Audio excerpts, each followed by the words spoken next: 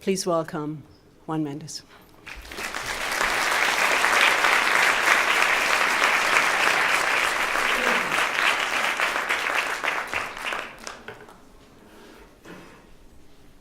Thank you very much, Professor Paus, for that kind introduction. I also want to thank Mount Holyoke for inviting me to this important conference. And as I congratulate you for the idea of having a conference on this topic, I am very honored to have been invited to be a part of it, and I look forward to our discussions tomorrow. So I'm going to talk about peace and justice in conflict and post-conflict situations. And I'd like to start by saying that until recently, and I mean by recently the early 90s, the conventional wisdom was that if you had to choose between peace and justice, peace would always trump justice. That the imperative of silencing the arms and putting an end to conflict superseded any consideration about the rights of victims and the right to see justice done. And not only that it did that, but that it should. And even today, of course, you will find many voices, especially at the moment in which conflict seems you can begin to envision an end to conflict. The pressure to put an end to conflict at the expense of justice for the victims is enormous, and it's understandably so. It is not only that war is itself a major human rights violation, but also the context in which human rights violations happen, but also that experience shows that the context even of peace negotiations, even if they don't reach an ultimate peace, is always more beneficial to human rights performance than the context of all-out conflict. And so, as I said, the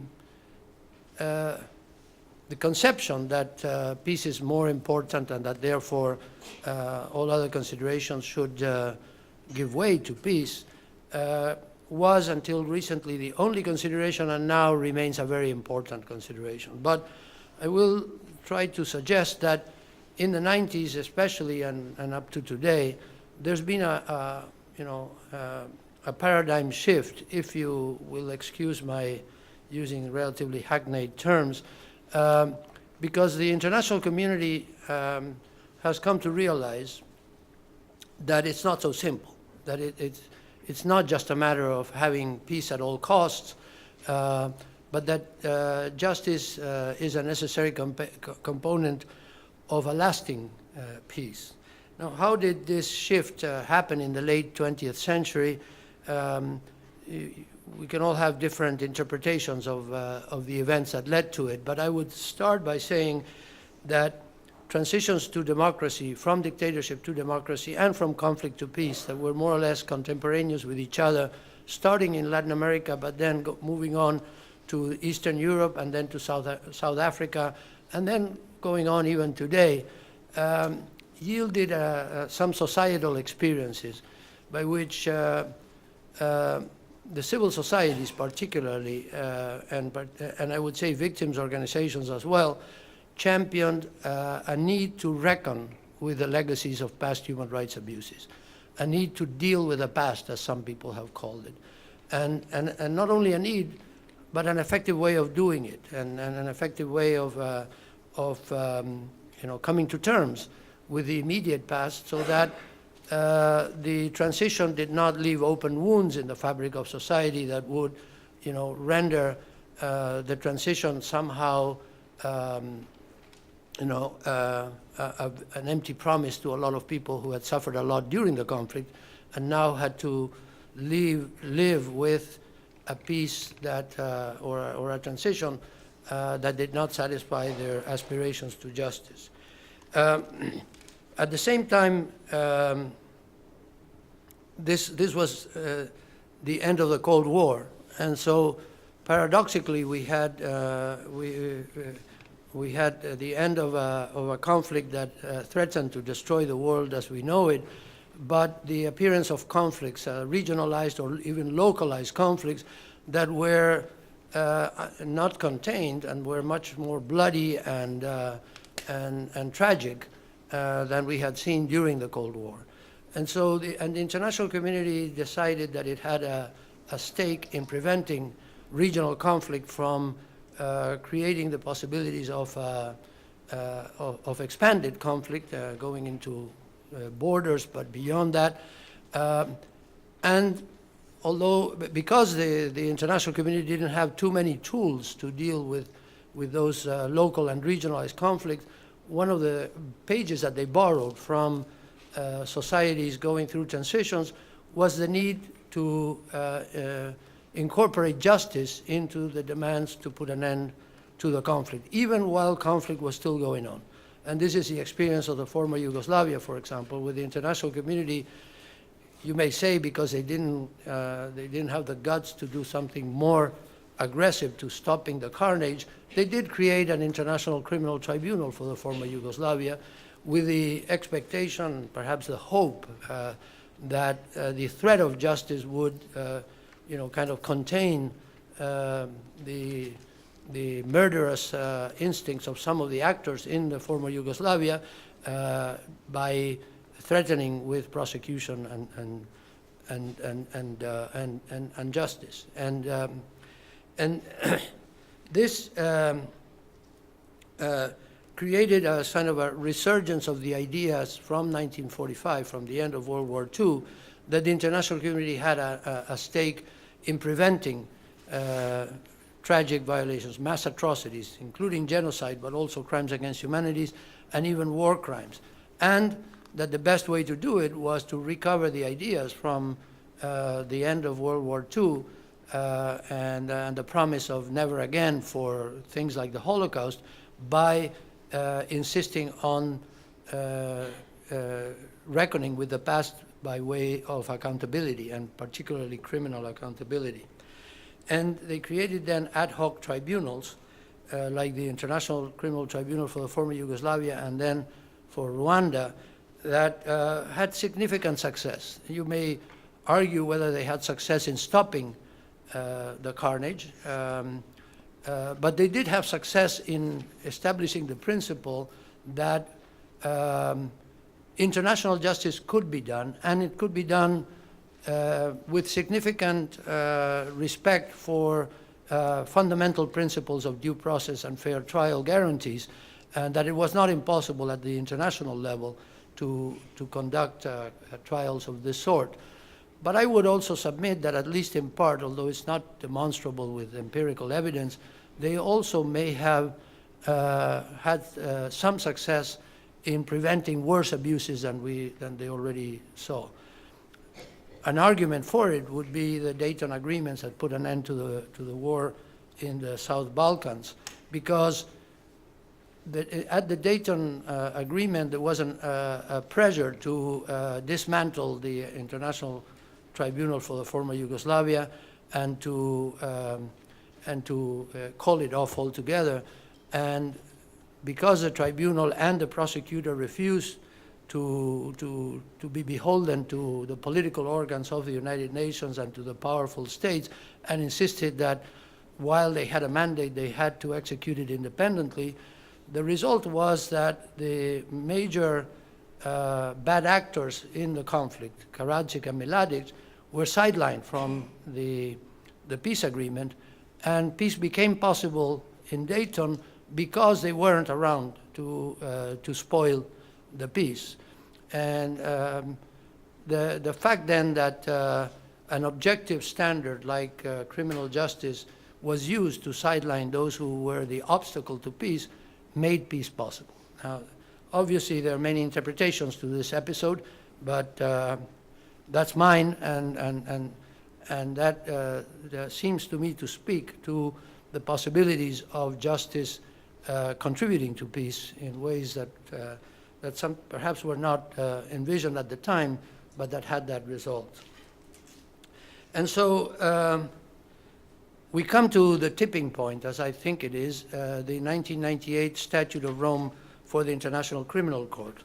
And I think it's a tipping point in this creation of a new shift, a new paradigm, I mean, in how conflicts are to be resolved in several ways. First, we now have a permanent organ credibly put together by 130 states, more or less, at this point, that is an ongoing institution that is there to deal with the problems of justice in conflict. And yes, it is going through difficult times. Yes, it is open to challenge, but it is there, and it is an opportunity to prosecute perpetrators of mass atrocities, even while they are in full use of their powers. That was not there before, and that becomes itself a possibility of action by the international community that doesn't depend on the political will of the Security Council to create a new organ whenever it's necessary. But in addition to that, the Rome Statute adds clarity and understanding to what crimes are those that trigger the obligation of the international community's response to them, by defining especially crimes against humanity. That was a terminology that had been around since Nuremberg, but that did not have, until 1998, a clear treaty-based definition. And now we know what we mean by crimes against humanity. And of course, genocide and war crimes did have that definition from the late 40s, but there wasn't ever a significant institution that could realize the prohibition of genocide and the prohibition of war crimes by means of prosecution and punishment.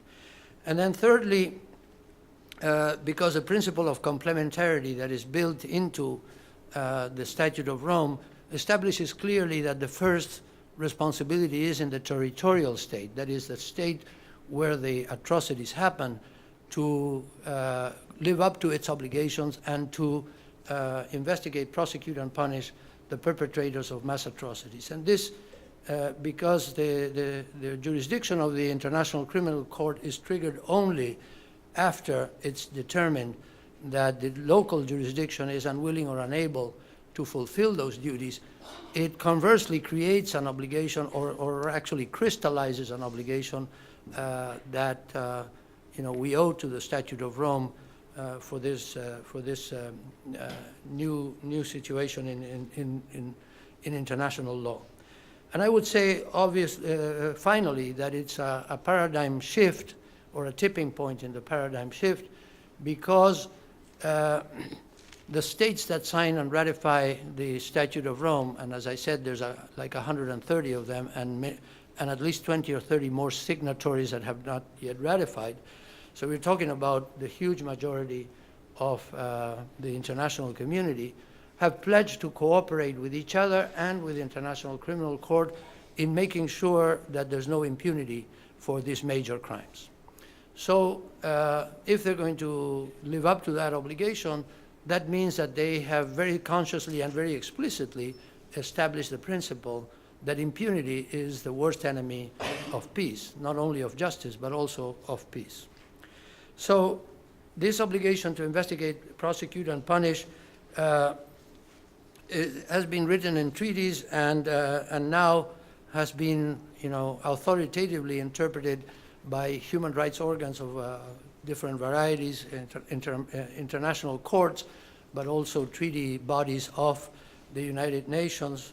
And it's clearly established, for example, in the Convention Against Torture and in the customary international law regarding torture, that even a single episode of torture elicits from the territorial state an obligation to investigate, prosecute, and punish that torture. And when torture is committed as part of a widespread or systematic pattern of abuse, then it becomes a crime against humanity.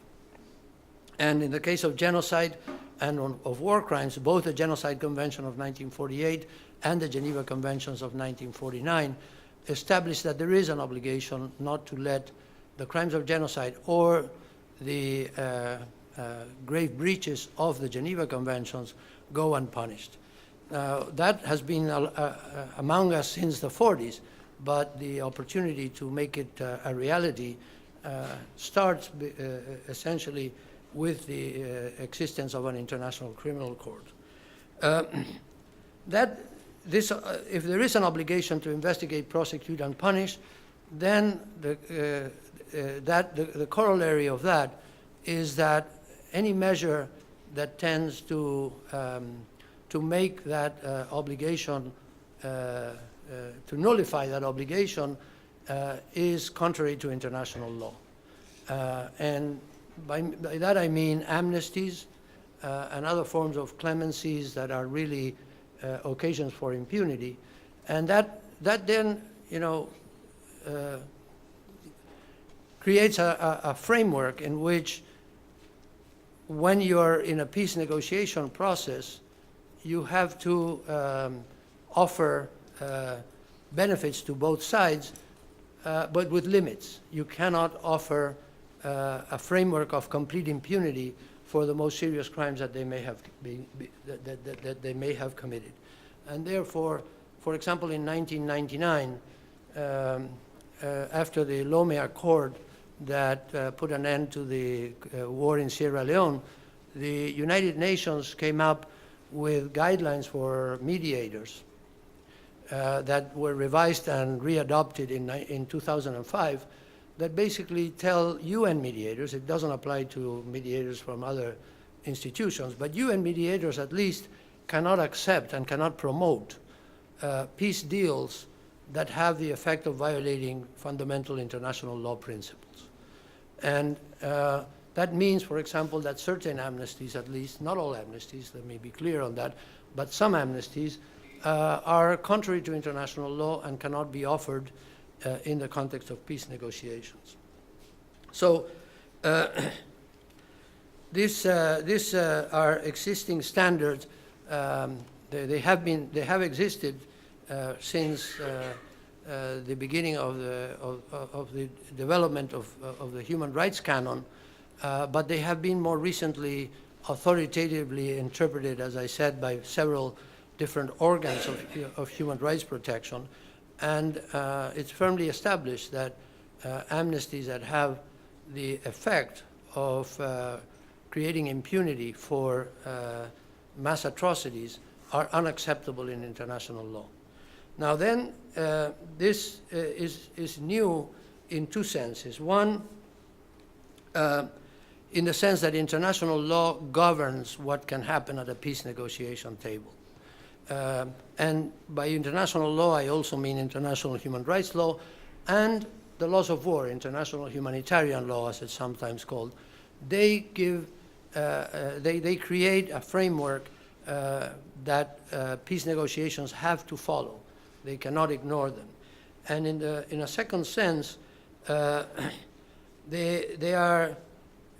mean that not any kind of peace, not every kind of peace is acceptable to the international community or to international law for that matter. But it also means that it is only a framework and not more than that. It does put limits on what can be offered at the negotiating table, but it doesn't solve the problem of how do you achieve both justice and peace. It does leave room for creativity and adaptations to local culture, to the circumstances in which the conflict is ongoing or is about to be put to an end. And it does establish some outside limit, but it doesn't tell the whole story about how to reach a peace agreement. So the important consideration now in this new framework that I'm trying to describe is that peace with justice is most likely to be enduring and lasting, and that therefore is preferable over peace at any cost. And peace at any cost runs a risk of descending into new conflict. And in fact, there are some studies that show that conflicts are renewed from time to time, and many times they are renewed because the peace agreement is unsatisfactory for a variety of reasons. But among other reasons, it's unsatisfactory because it has left wounds open in society and aspirations for justice that are not satisfied, and that give the framework for arguments for new conflict to erupt over and over again. So how do we deal then with trying to deal with peace and justice simultaneously, and particularly with this, aspiration that I know everybody who discusses this, those coming from the human rights world like I do, but also those coming from the conflict resolution realm, or even from the humanitarian relief areas. We all agree that the most preferable outcome is peace with justice. What we may disagree upon is, to what extent we can let aspirations for justice stand in the way of peacemaking. And there, I think the first step is to accept that there is a dilemma. I have been talking about a legal framework, but the dilemma doesn't disappear just because the law says that there's some limits on what you can offer. And so accepting that there is a dilemma, that peace is more complicated when you insist on justice, is the first step. And I think we all should recognize that. But the fact that it is a dilemma doesn't mean that automatically peace should trump justice, or that we're left with this binary choice of either we want justice or we want peace.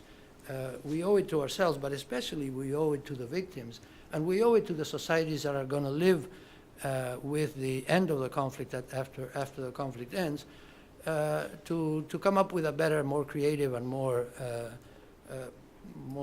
rich solution to the urgent need for both peace and justice. And so that we have to come up with solutions that have peace and justice nurture and support and reinforce each other. So here's where transitional justice enters.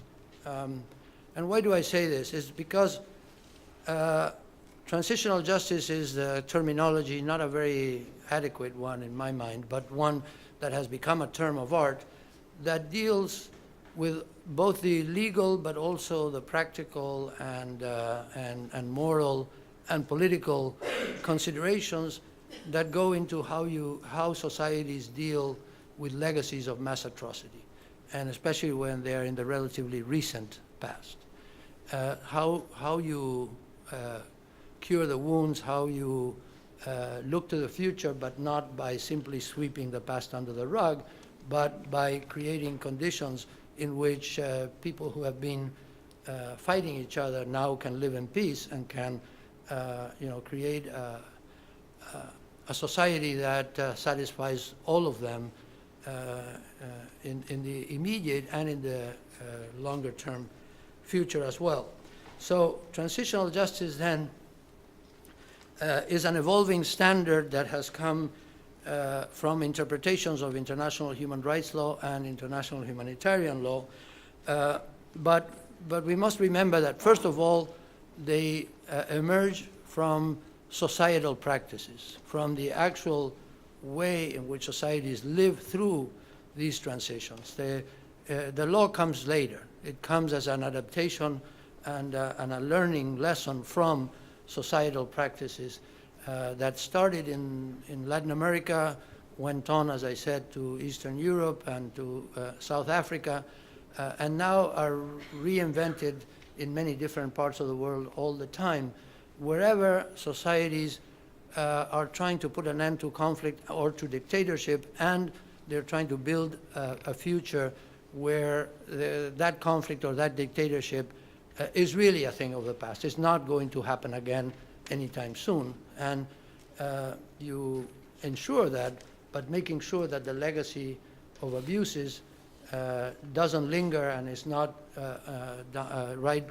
very near the surface and about to haunt and create problems for all of us immediately. And so, but the legal standards are important in themselves as well. So even though they have learned the lessons from societal practices, they have also resulted in principles that are accepted and validated by those practices, but also by the most authoritative interpretations of international law. The transitional justice basically says that in the face of mass atrocities, or in the face of a legacy of mass atrocities, the territorial state has 4 major obligations. One is to the truth, that is to examining and discovering everything that can be reliably established about what happened and why, and to reveal it and disclose it to the public and to the victims especially. Second is to justice, which is what I was saying, that these crimes are so egregious that they cannot go unpunished, and so the state has an obligation to investigate, prosecute, and punish them with utmost regard and respect for principles of fair trial and due process, but to effectively prosecute them. And the third is reparations. The victims are entitled from the state to reparations for the harm that they have suffered, and it has to be reparations that don't insult their dignity as human beings, and particularly that they recognize that if they were second-class citizens and that's why they were victimized, now they're first-class citizens like everybody else, and the reparations are a symbol of that recognition that they're no longer second-class citizens. And the fourth is institutional reform, because the state has an obligation to reform the institutions that have been the vehicle for these human rights violations. And I don't mean only the police and the military, I also mean the judiciary, the prosecutor's office, etc. And the reform of them is a way of making sure that these episodes don't repeat themselves, but also of cleansing the ranks of those institutions so that people who have abused their power in those institutions are no longer in a position to continue to abuse their power and turn them into vehicles and machineries of mass atrocity. So those are the 4 obligations, and I stress that they are obligations because they're not choices, and they're not choices in the sense that a state can decide to do one but not the other 3. For example, pay reparations but don't expect anything else. On the other hand, they are independent obligations, so that a state that cannot necessarily pay reparations nevertheless has to uncover and discover and disclose the truth, and has to try to prosecute whoever they can prosecute, as long as they do it with respect for the rule of law, and so on.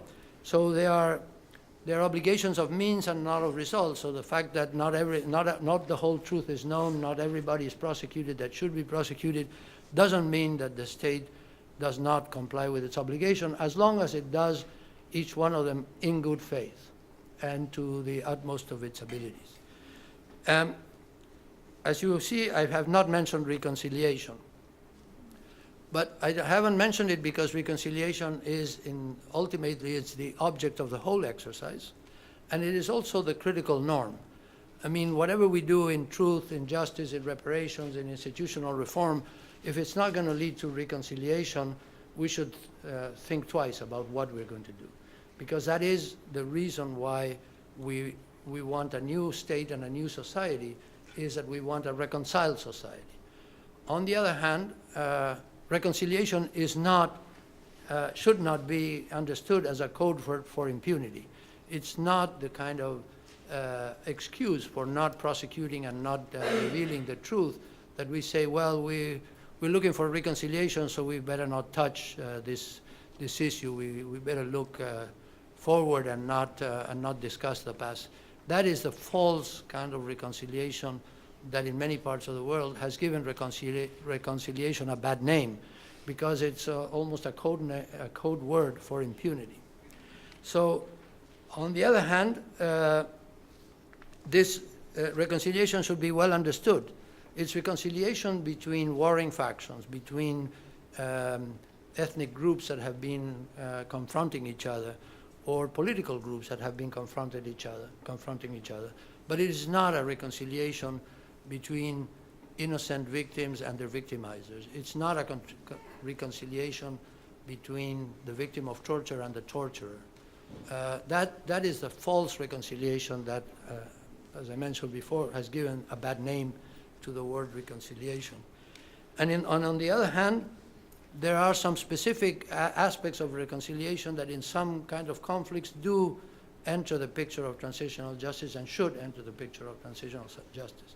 For example, in Darfur, where even if, and we never got to that point, but even if we prosecuted everybody and we provided a credible narrative for truth-telling and we offered reparations and institutional reform, there's still a task to be performed between the so-called, to seek reconciliation between the so-called Arab tribes and the so-called African tribes.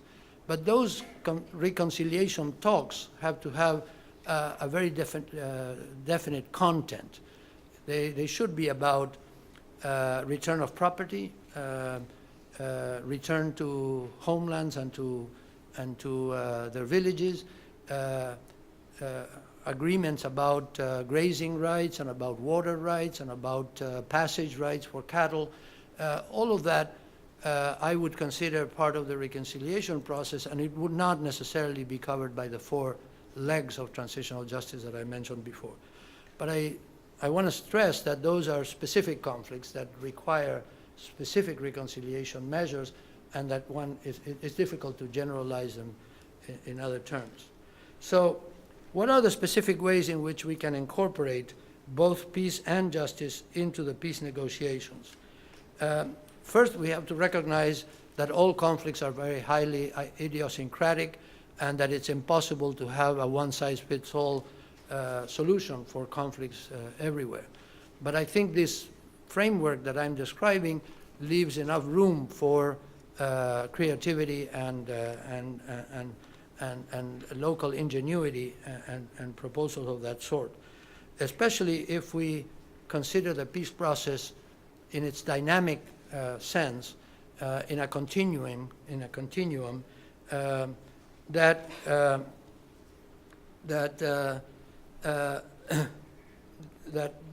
allows us to understand conflict and the resolution of conflict in stages and in moments that each one of them require different objectives and different tools as well. If we do that, then it is impossible to say we won't even start discussing unless you give us justice. That would be the non-starter where some, human rights activist, can in fact be an obstacle to peace, because they want an all-or-nothing result, and you can understand why they do it. But the problem is, of course, that they don't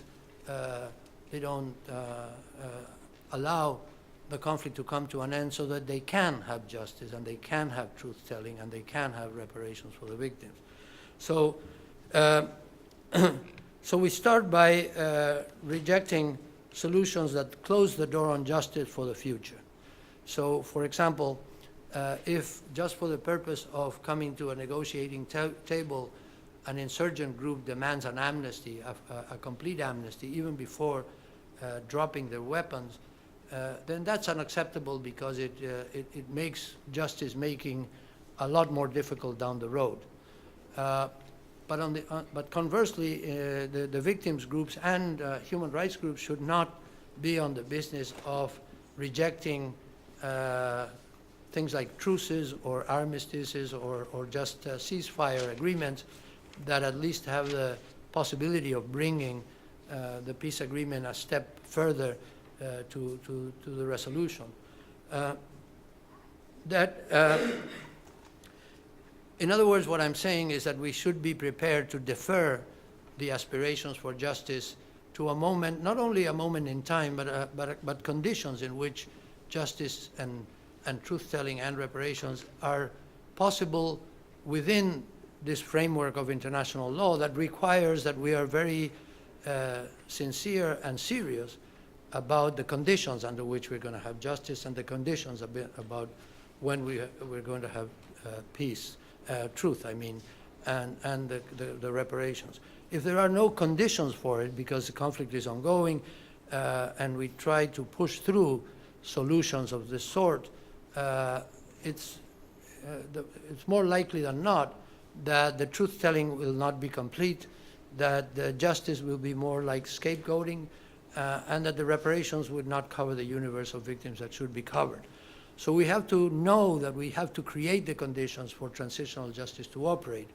And the conditions are created by understanding this continuum and these stages of the conflict and of the resolution of the conflict in different ways. And so we should realize that truth, reparations, institutional reform can be building blocks towards justice, and I understand justice here in the form of criminal prosecutions, and that it is appropriate to sequence them. I mean, it doesn't necessarily mean that you always sequence them that way, but it is one model that we shouldn't be afraid of exploring, as long as we don't conceive of truth-telling or even of reparations as alternatives to justice. And that's why I was talking about not closing the door on justice for the future. And there are some examples of peace agreements that have dealt with the possibilities of amnesties and have postponed or deferred the decision on amnesty. And that, of course, is preferable than providing an amnesty that makes prosecution in the future absolutely, if not impossible, at least very difficult to do later on. But since I've been talking so much about amnesty, let me say that I'm not talking about all possible amnesties. I'm not saying that all amnesties are contrary to international law. In fact, there are some amnesties that are not only not contrary to international law, but are required by international law. Protocol 2 of the Geneva Conventions, which is the instrument that deals more specifically with non-international conflict, actually requires that at the end of an internal conflict, the parties offer each other the most generous possible amnesty, the broadest and most generous amnesty. But what is meant by that is the amnesty for the crime of rising up in arms against a state, the crime of fighting. Now, that is a crime in domestic law, and therefore it does require an amnesty at the end, because you can't get people to give up their arms if by giving up their arms they're going to be marched on to jail. But it's one thing to say that the crime of rebellion or sedition is eminently subject to amnesties, and it's another thing to say that war crimes that are conducted in the course of the rebellion or sedition are also subject to amnesty. The International Commission of the Red Cross, that is the most authoritative interpreter of the Geneva Conventions and of the additional protocols, have made it very clear that that amnesty provision refers or excludes amnesty for war crimes. And war crimes can be committed both in international conflict and in domestic conflict as well. When you deliberately kill civilians, or when you deliberately torture an enemy prisoner, or when you kill an enemy combatant when he or she is hors de combat, that is, is no longer fighting, those are war crimes. And those crimes are not covered by the amnesty of Protocol 2. There can be, even for serious mass atrocities, either in wartime or in peacetime, there can be some mitigation of punishment in exchange, for example, for providing evidence that can lead to the prosecution of people with more responsibility. And it is important to figure out that what we need to punish is those bearing the highest responsibility for the crimes, not the small fish, the people who have made relatively small contributions to it. So it is appropriate to offer those some kind of clemency or mitigation of punishment. We shouldn't call it amnesty if they participated in atrocities, but offering them some mitigation of responsibility in exchange for their contribution to seeing justice done. So as long, of course, as those arrangements are transparent and are not seen as unfair or a form of scapegoating. And finally, of course, we should have clemency on humanitarian grounds, even for those who are the most responsible for the worst atrocities. The legal system should be in a position to allow humanitarian considerations to enter in the clemency procedure. But it's one thing to, release an elderly and infirm, war criminal so that he can spend the last days at home because he's very sick, and it's another one to say we won't prosecute them out of this kind of concerns. So let me get to my conclusions. First, we need to aim for the highest delivery of justice that is also consistent with a lasting peace. That's easier said than done, of course, but one way of doing this is giving voice to the victims themselves at the peace negotiations. They have the right to see justice done, and we should not pretend that we can speak for them or that we know what they want. We should consult them. We should actually ask them. We should identify the victims and the victim communities and ask them to tell us what they need and what they want. And even beyond that, in many recent conflicts, they have been given a sort of a seat at the negotiating table, not with a decisive role in it, but at least to be heard. And because of that, the peace negotiations have been richer and more fruitful, and at least have given better hope for a lasting peace because the victims are heard. We should then insist that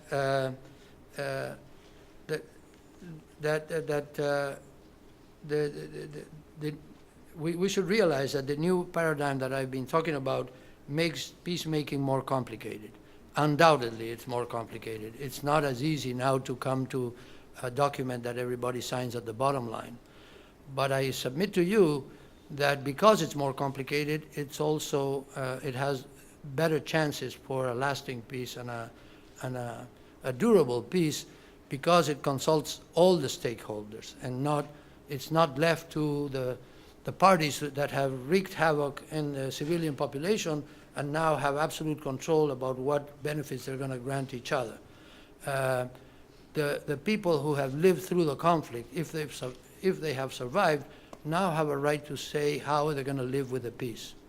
And if they're going to live with the peace, it means that we all recognize that the deal is more complicated now, but it has a better chance of being a better deal, and it gives us better arguments to reject bad deals, deals that are unacceptable, not only to the victims, but also to the international community. And finally, I think it goes to show that impunity is itself an obstacle to peace, and that unless we remove impunity, it's going to be very difficult to get to peace to begin with.